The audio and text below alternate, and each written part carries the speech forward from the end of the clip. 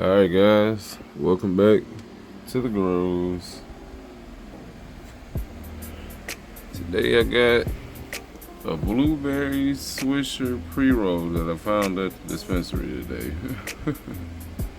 But let's hop into the 3x2 action. So this is pretty much what I call a case of autos will be autos. Like, as you can see, most of the tint is flowering out. The Moonbeam back here by Multiverse and the Two Creams by Canuck. Seems to be about as big as they're gonna get. But everything in here is looking well off. The only one that hasn't shown me signs of flower yet, is the backcountry. This one backcountry, maybe this one too, this small one. As you can see, look, I topped this one right there in the middle, right there. I bet, man. But this one is doing pretty good. And it's really taken to the new pot. It's been about a week and a half, 2 weeks since it's been transplanted from the 1 gallon to here. And yeah, still in veg, these two are. So yeah, this one is a little bigger. Obviously, I topped it right there. And I'm using the bug clips to help spread out the canopy. I hit them with about 1.5 quarts for recharge. So that should be pretty. That seems to be the correct amount of water. I did try this Rain Point automatic watering system, but I didn't really like it because each of these plants they drinking or eating at a different pace, so it doesn't really help. Other than that, that's about it for this tent. It is getting a little hot in this tent, so unplugged my supplementals and just called it like that. I'm pretty sure this Virus Spectra can take care of the majority of it. But this is the other backcountry right here by Dream Beans are nice. It's looking really nice. I've been doing a lot of training over the past couple of days, just trying to spread each of the canopies out. So we're doing pretty good. We're doing pretty good so far.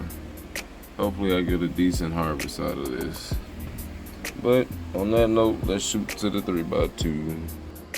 Alright, back in the 3x2 guys, and things are looking great here.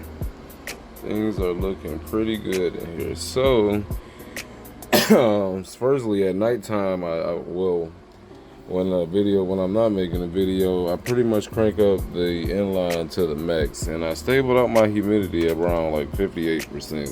Tent's been open for a couple of minutes, so it dropped down, but I've been able to hold 58%, which is pretty much perfect for me. I would deal with that.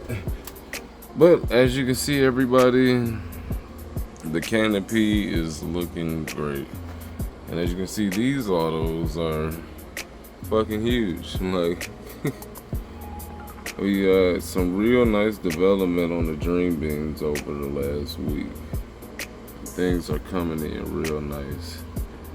Once again, like, just the internodal space in between all the buds are just top tier. Not as good as the Frostbanger over here. I mean, as you can see, that main cola is just stacked.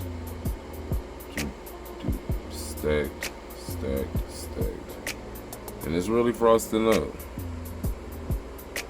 I'm starting to get some colors in, ever so slightly. I'm starting to get some purples in. But undeniably, this will be the first one. This will be the first one to go on the trawl. And speaking of, I ordered a counter trawl, guys, so be on the lookout for a full review, because I'm pretty sure the Frostbanger is going to go in there first, and these will be followed. Seem to be a little bit longer on the flowering side, but I don't know. I mean, look at that bud right there. This is the Multiverse's Chem Dog Girl Scout cross. The Dark Matter, yeah. Dark Matter is looking really nice around here. And I'm getting a little bit of burnt leaves right here, but I mean, it's pretty much nothing I can do. As you can see, I got the light strapped to the top of the tent, so hey, I'm just gonna have to thug it out with this one. I didn't expect this one to get this freaking big. I mean, just look at the fucking frost, guys. Multi-Rooms really has something going on. This is the underside of the leaf. Just covered. I can't even tell you which one's the top and which one's the main. Yeah, that one back there.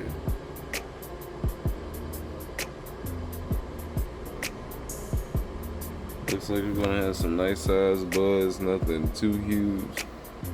But I mean, just a full canopy. Don't forget, guys, I made this hydro system myself. As you can see, one failed on me, but this one didn't, so I guess I did something right, at least on that aspect. But if you ever wanted to make a hydro system, all you gotta do is just buy an air pump, get a drill, and yeah, pretty much that's about it. Air pump and a drill and some type of glue. I use waterproof silicone to secure the quote-unquote net pot in there, the solo cut. But the whole hydro setup cost about like $8. I'll give it about a figure 15, give or take. $15 setup though. And I got this. Boy. What a light that you don't really hear about. I got this one off Amazon for $90. It's a IMV Secure. It's a 200 watt, and it's doing the job just fine. A little too fine, as you can see, but everything's looking good, everybody. So to the Spider Farmer. Back in the Spider Farmer, guys. Back in the Spider Farmer with the Garlic Jam by Atlas. It's auto as well. And once again, it's looking really good in here. I didn't really, excuse me, I didn't really defoliate as much in here. I kind of didn't want to touch it after I had to transplant it into this 5-gallon V-bore. But then I had to super crop it on top of that, so I really want to just leave it alone. But doing pretty good in this tent. I mean, I hear that it takes us a little bit longer of a strain to grow, so but as you can see, I just got this one under the SF1000, and it's doing its thing. Got a couple sidebars in there, some hitting the under canopy, and we're doing pretty good. I'd say about every other day I have to fill the reservoir with at least 2 gallons. It's hitting it with about 900 ppms every time. Remember, these two hydro tents are ran on the TPS. This is TPS Ultra Bloom Yoink. Where is the girl? I might have the girl put up. But yeah, TPS Ultra Bloom, Ultra Grow, and Signal pretty much gives you this. I did use the Advanced Nutrients, Bud Candy, and some good old Terpinator. But that's about it, actually. Wanted to see what the buds will look like without using the big bud or the overdrive, but I still might use the overdrive on this one. I still got time. We're on about day 65 of this grow, so yeah. And well, we can't forget about the mini tent. So we'll get on over there. All right, back in the mini tent, the auto tent. I mean, because this thing is pretty much on automatic mode right here. So got the Frosted Cheerios F3 from Speed Run growing in the grow dots in the 3-gallon plastic, just to make my life a little easier when I water. Everything's doing pretty good in here. I got the humidity, I got the Vivo sign, humidifier rocking. I did get this sensor wet right here. I got it wet by mistake trying to clean up because it gets a little foggy in here and some water build up like it is right now.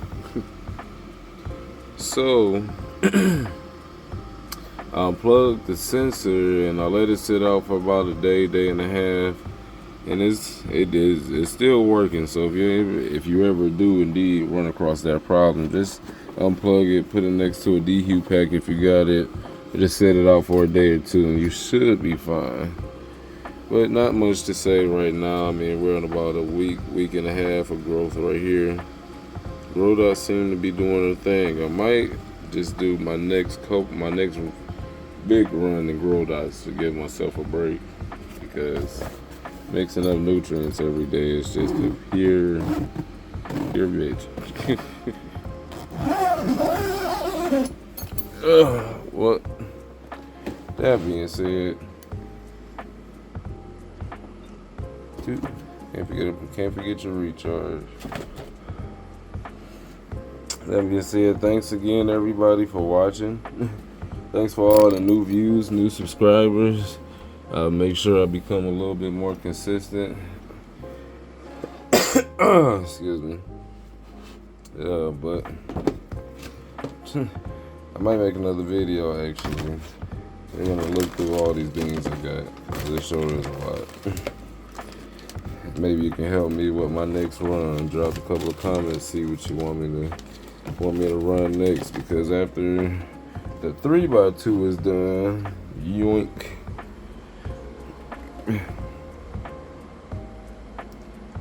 It's gonna be empty, so hey, I got some more autos to run. I don't know if I might want to start my photos in here, but we'll see. So yeah, look out for the next video, and we can run through some genetics, look at all my genetics and see what we're gonna run next. But thanks again everybody for watching. Have a great day. Like and subscribe.